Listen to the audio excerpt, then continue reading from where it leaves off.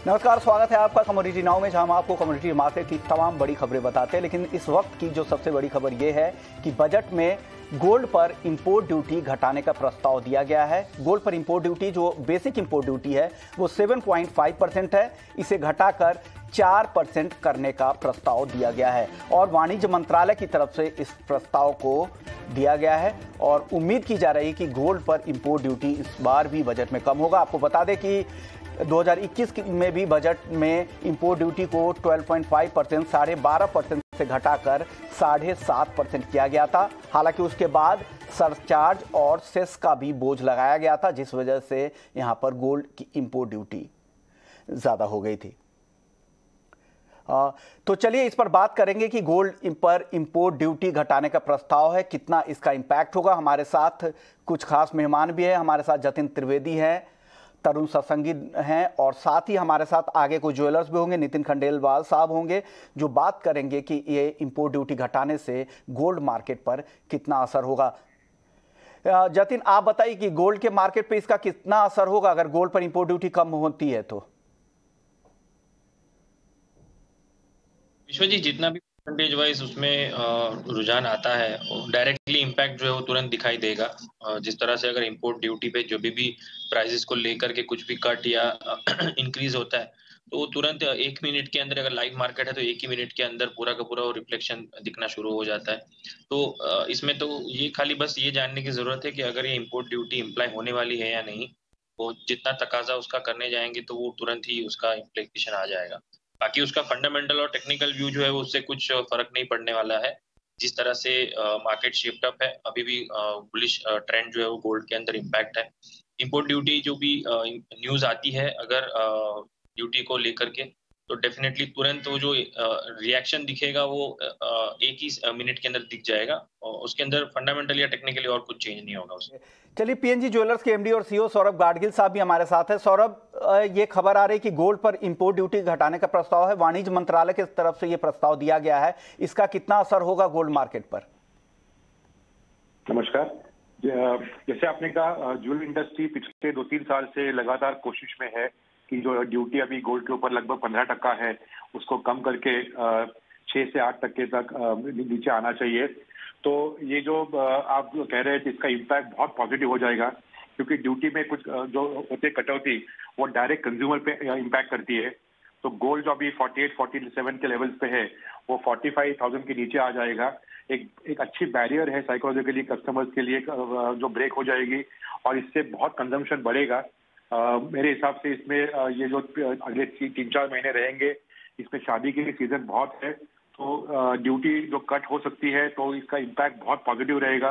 Import बढ़ेंगे और मेरे हिसाब से गवर्नमेंट का जो ड्यूटी कलेक्शन है वो उतना ही रहेगा, क्योंकि क्वांटिटी बढ़ेगी। तो ये एक वेलकम मूव है। हम लोग बहुत सालों से इसके ऊपर बात कर रहे हैं सरकार से, और मुझे आशा है कि ये बजट में इसके ऊपर ध्यान दिया जाएगा। हमारे साथ नितिन खंडेलवाल जी भी है, पूर्व चेयरमैन है जीजेसी के और ज्वेलर्स भी है। सर, स्वागत है आपका ईटी नाउ स्वदेश पर। सर, गोल्ड इंपोर्ट घटाने का प्रस्ताव वाणिज्य मंत्रालय की तरफ से दिया गया है, कितना सही मूव होगा पूरे बुलियन इंडस्ट्री के लिए? देखिए, बहुत बड़ा वेलकम स्टेप ये होना चाहिए, क्योंकि ये demand all India gem and jewellery domestic council बहुत समय से कर रही है। आपको ये समझना जरूरी है, जब ये अथॉराइज इंपोर्ट अलाउड हुआ था तब केवल 10,000 रुपए किलो इंपोर्ट ड्यूटी थी। उसके बाद ये 30,000 रुपए किलो होगी। 30 के बाद में 2%, 4% करते करते ये 12.5% चलेगी और जीएसटी मिला के 15.5% होता है, जो कि कंज्यूमर को बहुत बड़ा नुकसान है। और जितनी इंडिया की सराउंडिंग कंट्री है वहां का सेल बढ़ गया था, क्योंकि एनआरआई कस्टमर हिंदुस्तान में आना बंद हो गए थे या इंडिया में आ रहे थे तो ज्वेलरी लेना बंद कर दिया था, क्योंकि उनको 15% कॉस्ट ज्यादा लगती थी, जो कि बहुत बड़ी थी। सरकार को हम धन्यवाद देते कि पिछले टाइम पे उन्होंने 5% ड्यूटी करी, लेकिन 2.5% सेस बढ़ा दिया था, कृषि सेस। जी। मुझे लगता है कि वो कृषि सेस कम करके और 2-3% ड्यूटी अगर कम करते हैं तो सबसे पहले तो एनआरआई कस्टमर बहुत ज्यादा यहाँ पे अट्रैक्ट होंगे। सेकंड नंबर, जो स्मगलिंग हो रही है, ऐसा अनुमान है और कई कंपनी के रिपोर्ट है, 120 टन सालाना ऑर्गेनाइज स्मगलिंग होती है। वो स्मगलिंग पूरी तरह से बंद हो जाएंगी, क्योंकि अफोर्डेबल ही नहीं रहेंगे तो स्मगलिंग होंगी नहीं। तो ड्यूटी कम करने से सरकार का रेवेन्यू बढ़ेगा, इलसिट मनी इस इंडस्ट्री में जो बाहर के लोग लाते हैं वो बंद हो जाएंगे और ये बहुत ही सकारात्मक कदम होगा। ये सरकार ने बिल्कुल करना चाहिए, हम उसके लिए सरकार के आभारी रहेंगे अगर करते हैं। सर ऐसी तो आशंका नहीं लग रही है कि कहीं इधर अगर इंपोर्ट ड्यूटी में राहत दी जाए और डोमेस्टिक कलेक्शन बढ़ाने के लिए जीएसटी को बढ़ा दिया जाए, 3% से बढ़ाकर 5% के दायरे में लाया जाए इसे? सर अगर जीएसटी 5% बढ़ती है तो उसका इम्पैक्ट डायरेक्ट कस्टमर पे होगा और हिंदुस्तान के अंदर पूरा बिजनेस बिखर जाएगा, क्योंकि हमारी ड्यूटी पहले 1% थी वैट हमारी लाइन में, और हमको बार बार बोलते हम लोग की रेवेन्यू इक्विवेलेंस रेशो बोला गया था तो 3% ही हमारे लिए 3 गुना ज्यादा था। तो ऐसा तो बिल्कुल भी होना नहीं चाहिए। एक बार ड्यूटी थोड़ी कम ज्यादा हुई तो चल जाएगा, लेकिन अगर आधा % भी अगर इसके अंदर जीएसटी बढ़ती है तो ये इंडस्ट्री बिल्कुल ही बेयर नहीं कर सकती और इसका पुरजोर विरोध पूरे हिंदुस्तान से होगा। तो ये सबसे पहले तो इनको 1% से ज्यादा करना ही नहीं चाहिए जीएसटी। नितिन जी, अब आप लोग की तरफ से क्या प्रस्ताव दिए गए जीएसटी की तरफ से? क्या आप लोगों ने कुछ सलाह दी है? कुछ आप लोगों ने भी तो कुछ सबमिट किया ही होगा, कुछ डॉक्यूमेंट्स वगैरह, और अपनी मांग तो आपने रखी ही होंगी।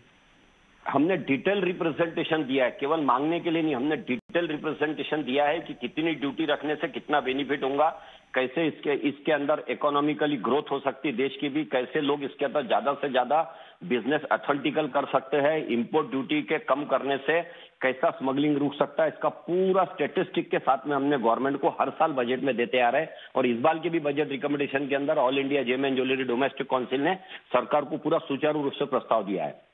ओके, शुक्रिया नितिन जी, आपने वक्त निकाला और जो गोल्ड इंपोर्ट ड्यूटी को कम करने का प्रस्ताव है इस पर आपने अपनी राय रखी। चलिए आगे बढ़ते हैं और सोने चांदी में भी आज बहुत अच्छी तेजी है। हालांकि चांदी नहीं, लेकिन सोने में कल की तेजी को आज यहां पे कंटिन्यू होता दिख रहा है और 48,700 के आसपास एमसीएक्स पर सोना है। कल 600 रुपए से ज्यादा की मजबूती सोने में और 2,000 रुपए से ज्यादा की मजबूती हमने चांदी में देखा। हालांकि चांदी आज ऊपरी स्तरों से हल्की कमजोरी दिखा रही है। जतिन, क्या लग रहा है सोने और चांदी में अगर आज किसी को ट्रेड करना है तो आप क्या सलाह देंगे? इस तेजी पे अब क्या करना चाहिए? मार्केट का ट्रेंड तो बुलिश है, जिस तरह से हम फंडामेंटल और टेक्निकल्स देख रहे हैं। इंपोर्ट ड्यूटी को अगर हम साइडलाइंस में रख के अगर उसको व्यू देखें तो डेफिनेटली यहाँ पे बाय ऑन डिप्स की स्ट्रैटेजी बनाकर रखें। 48,650 600 का जो जोन है वो सपोर्टिव प्ले करना चाहिए आज के दिन के लिए, और 48,400 का जो है वो स्टॉप लॉस बिठा कर रखना है। कल के दिन में 400 के ऊपर जैसे ही प्राइजेस ने शूटअप किया था उसके बाद उसके नीचे एक बार भी नहीं आया है, तो मुझे लग रहा है कि 400 एक बेहतरीन स्टॉप लॉस रहेगा और 49,100 के टारगेट के हिसाब से गोल्ड के अंदर बाइंग की सलाह दूंगा मैं। ऐसा गोल्ड में बाइंग की सलाह है 48,650 पे 49,100 के टारगेट के लिए। गोल्ड सिल्वर पे आपका view Tarun? Good morning. Certainly short term में हम इसके अंदर तेजी देख सकते हैं। जिस तरीके से बैंक ऑफ इंग्लैंड ने सरप्राइजिंगली रेट हाइक किया उसकी वजह से हमने देखा है कि डॉलर इंडेक्स 1 वीक लो पर है एंड यूएस के जो बॉन्ड यील्ड है वो भी 1.5 से 1.41 तक आए हैं। साइमल्टेनियसली जो यूएस में इन्फ्लेशन 39 ईयर के हाई पर है, ईसीबी ने अपने इन्फ्लेशन के प्रोजेक्शन अप किए हैं और ग्लोबल जिस तरीके से इन्फ्लेशन कंसर्न है वो भी एक सपोर्टिव फैक्टर हो जाता है। और राइजिंग जो कोविड ओमिक्रॉन के केसेस हैं that is also landing a support. तो मेरे को ऐसा लगता है कि 49,500 तक प्राइस आ जानी चाहिए। बट हमको ये नहीं भूलना चाहिए central bank across the globe dovish down हो रही है। यूएस ने टेपरिंग का अनाउंस कर दिया है, साइमल्टेनियसली उनके जो डॉट पॉइंट के प्रोजेक्शंस है वो इंडिकेट कर रहे हैं कि नेक्स्ट ईयर 3 रेट हाइक्स हो सकते हैं। तो कहीं ना कहीं जब रेट हाइक का सिनारियो डेवलप का टाइम आएगा तो उस टेन्योर में हम गोल्ड में अंडर परफॉर्मेंस देखेंगे। तो मुझे ऐसा लगता है फॉर द टाइम बिंग 49,500 तक आ सकता है। ब्रॉडर टर्म में हो सकता है 47,000 से 49,500 के बीच में प्राइस रहे। ओके, तो ये व्यू है गोल्ड और सिल्वर को लेकर। चलिए अब कच्चे तेल की अगर बात करें तो आज यहाँ पर दबाव दिख रहा है, करीब करीब 1% की कमजोरी दिख रही है। जतिन, क्या लग रहा है कच्चे तेल में आज क्या करना चाहिए?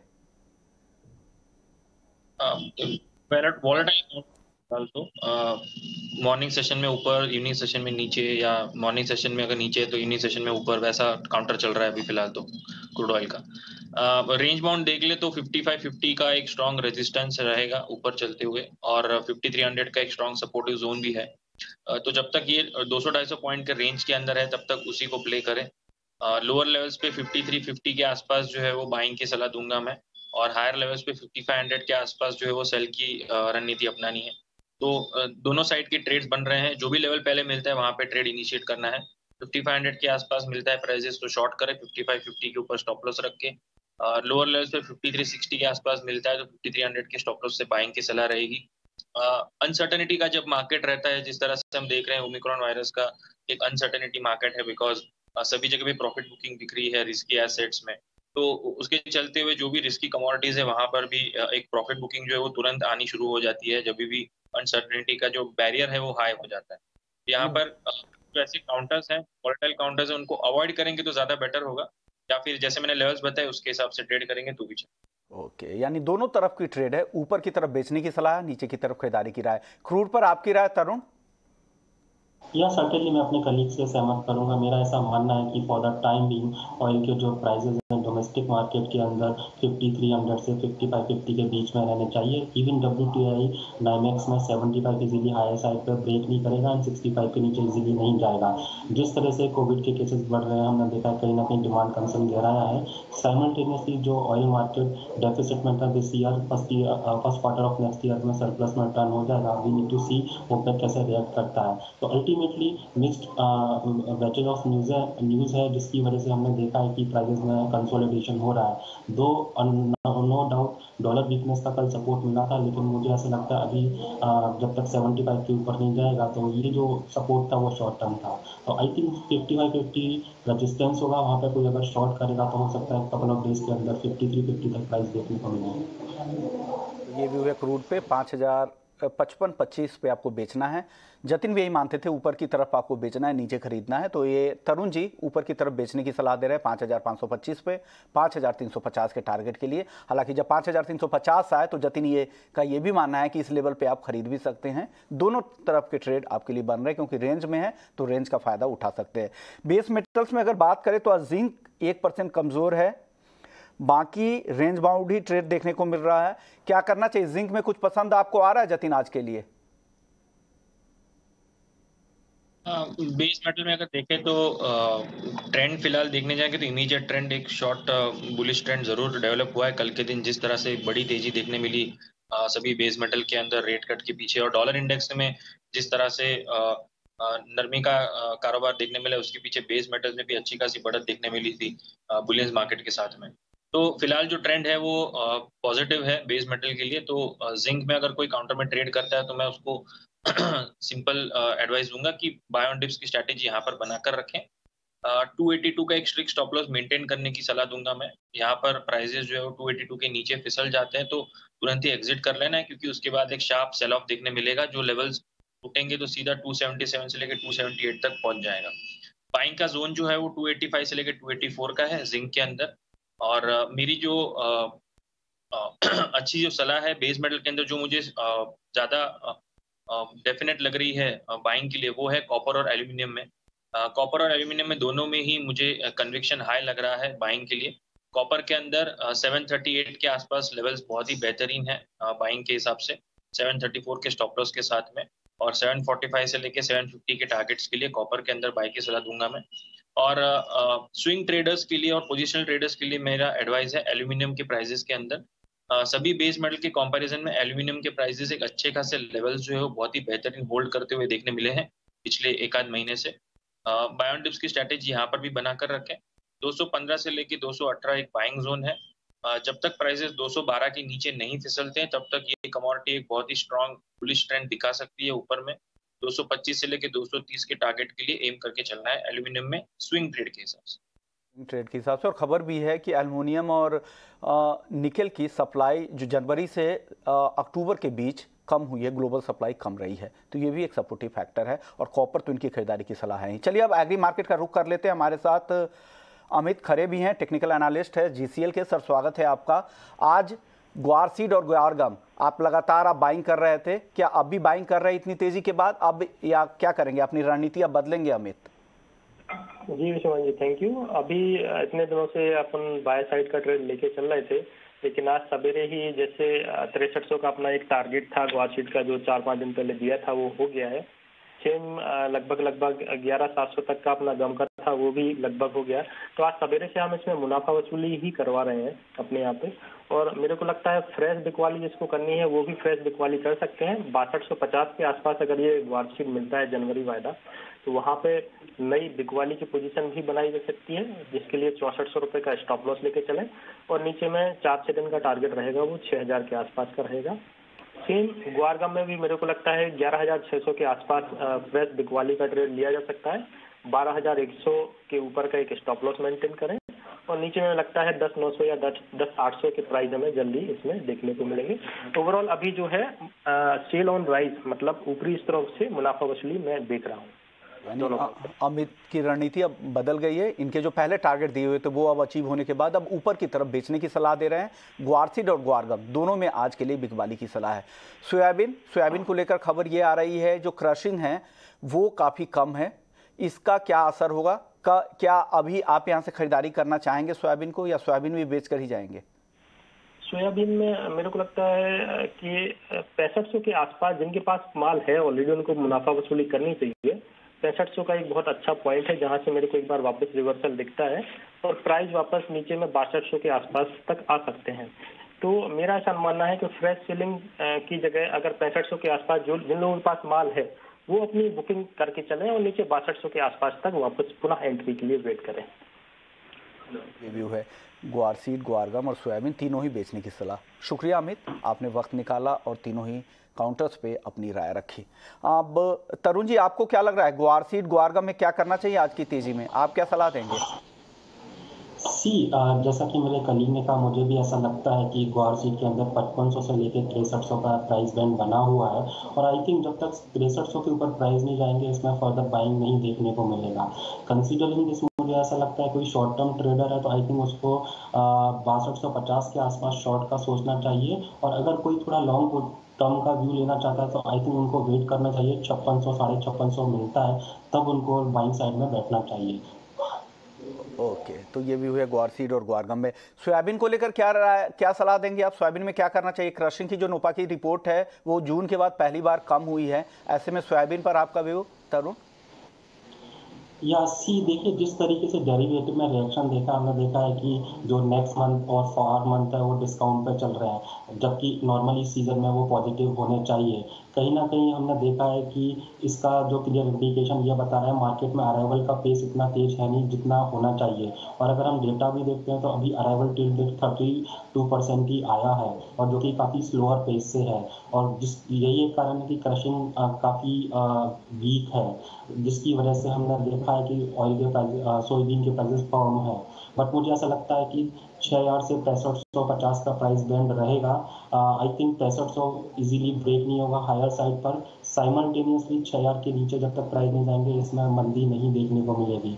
किसी को अगर इसमें पोजीशन बनानी है तो आई थिंक वेट करना चाहिए 6150 का, वहाँ पर लॉन्ग साइड में जाना चाहिए क्योंकि मेजर ट्रेंड इसमें साइडवेज टू अप रहेगा कंसीडरिंग जिस तरीके से अभी सप्लाई साइड अभी स्ट्रॉन्ग नहीं हो रही है और 6000 के नीचे ही आई थिंक व्यू को हम रिव्यू करेंगे। ओके, चलिए हमारे साथ अब सुधीर अग्रवाल जी भी हैं, all India cotton seed oil industries association के नेशनल कोऑर्डिनेटर भी हैं। सुधीर जी, स्वागत है आपका ईटी नाउ स्वदेश पर। सर, कॉटन और कॉटन केक अच्छी तेजी दिखा रहा है पिछले कुछ दिनों से। जो सपोर्टिव फैक्टर ग्लोबली है वो भी बेहतर है, कम सप्लाई है, ग्लोबल सप्लाई कम है और साथ ही डिमांड भी बेहतर है। उसके अलावा जिस तरह से इनपुट कॉस्ट बढ़े हैं, लॉजिस्टिक की दिक्कतें हैं, इसका भी यहाँ पर सपोर्ट मिल रहा है। तो आपको क्या लग रहा है, कॉटन और कॉटन केक दोनों में क्या आगे और तेजी बढ़ेगी क्या? नमस्कार जी, पिछले 1.5 महीने से अगर अपन देखा जाए तो दिवाली के बाद दूध के उत्पादों में चाहे घी हो, मक्खन हो, बटर हो, पनीर हो, इन चीजों में इतनी जबरदस्त डिमांड बढ़ी है शादियों की वजह से कि कपासा खली की आपूर्ति में बहुत ज्यादा दिक्कत आ रही है। क्योंकि पिछले 1.5 महीने के अंदर अपने को लग रहा था कि कपास की आवक मंडियों में बढ़ेगी, पर अगर अपन देखते हैं पिछले साल के मुकाबले इस साल 60% अराइवल है। कपास के दाम भी 8 से 10 हजार रुपए खंडी की 8 से 10 हजार रुपए कुंटल के होने के बावजूद भी कपास की अराइवल बढ़ नहीं पा रही है, जिसके कारण हमारी कॉटन इंडस्ट्रीज को बहुत ज्यादा प्रॉब्लम आ रही है। आज हमारी कॉटन इंडस्ट्रीज 50% यूनिटें बंद है और वो जो चल रही है वो भी 50% से कम चल पा रही है, पैरिटी नहीं होने की वजह से। इसके कारण कपासा की खली की सप्लाई में बहुत ज्यादा दिक्कत आ रही है। इसलिए मुझे लगता है कि आगे पीछे कपासा खली के भाव में क्योंकि डिमांड में दिक्कत बहुत ज्यादा आ रही है, इसके कारण बाजार तेजी रहेगा क्योंकि पैरिटी नहीं है मिल वालों को। ओके, यानी सप्लाई कम है तो दिक्कतें हैं, इस वजह से आगे भी भाव तेजी रहेंगे। तरुण, आपको क्या लगता है कि कॉटन के कितना तेज हो सकता है, अगर टेक्निकली आप बताएं तो? या सर्टेनली हमने देखा काफ़ी अच्छे जंप आए हैं कॉटन सीड के अंदर, कॉटन केक के अंदर रिसेंटली, और जिस तरीके से डॉलर इंडेक्स में करेक्शन आया और हमने देखा है लोअर एरिया है यूएस के अंदर, ये भी एक सपोर्टिंग फैक्टर है जिसकी वजह से यूएस कॉटन सीवॉट के अंदर काफ़ी अच्छा जंप किया। वेल मुझे ऐसा लगता है कि अगर कॉटन सीड ऑयल केक की बात करें 3100 के नीचे जब तक नहीं जाएगा, I think one should hang on to buying position, and 3150 से लेकर 3200 तक प्राइस आ सकते हैं। मैं कॉटन की बात करता हूँ 3100 5000 काफ़ी अच्छा रेजिस्टेंस था जिसको प्राइस ने ब्रेक किया है। आई थिंक ग्रेजुअली जो प्राइस है 33,500 के आसपास लॉन्च करने चाहिए। जिस तरीके से सप्लाई टाइटनेस है कहीं ना कहीं इसका रिएक्शन देखने को मिलेगा, एंड टेक्निकल फॉर्मेशन भी वही हिंट कर रहा है। यानी कॉटन और कॉटन केक, जो ये कपास है ये कॉटन केक MCX कॉटन है, 31,000 के आसपास आपको इसको खरीदना है, 31,800 के आसपास।